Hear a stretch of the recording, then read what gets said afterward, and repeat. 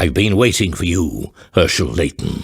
I have summoned you so that I may ask you why you are here. In writing the story, I provide everything, and in turn, take everything away. I give each person a story, and weave their intertwining webs of fate. However, it would appear that interlopers have found their way into the story. The two of you. Precisely. And so I must ask you, exactly how did you find your way into this world? It would appear I have found it. The source of the corruption within my story. Not only you, there was another man who tried to change the course of my story, Carmine.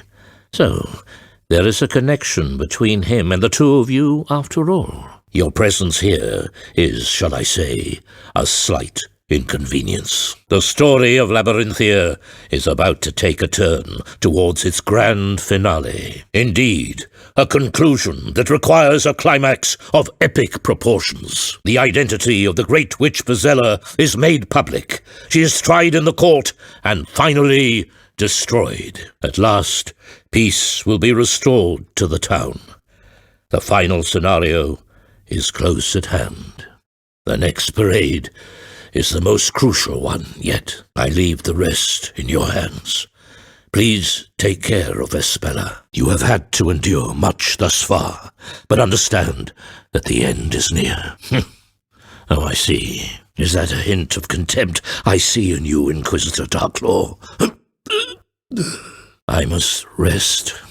And now the time is upon us. The time of release from the curses of witchcraft and the story. The legendary Bezella will appear before us, and the story of the longest night will begin. Prepare yourselves for the dramatic climax. There is no reason for sorrow. My stories are no more than a peek at the caprice and irony of unfolding fate. We are all being carried along on the vast and irresistible sea of chance. I am no more than one person in the sea of people who are here tonight. No more and no less. You never fail to impress me, Professor Layton. Just tell me one thing.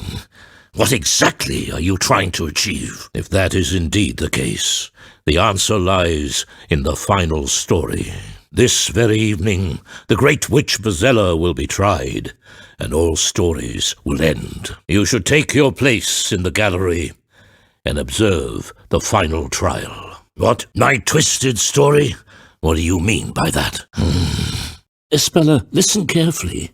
You mustn't ring this bell. You know about Bezella the witch. If you ring this bell, Bezella will come out and possess you. That's right, Espella. When Bezella possesses someone, she uses them to do terrible things. That's why you must never ring this bell, sweetheart. There's a good girl. Espella, do you understand now? You aren't Bezella. Bezella is somewhere out there, sending out other witches to do bad things to the people of our town. Oh, yes, they are. They're hiding in the town, among the people. No, it's not. Everything your daddy writes comes true. The bad witches will get their comeuppance. I will write a story about it. I'd like to make this story real. Would you be willing to help me do so?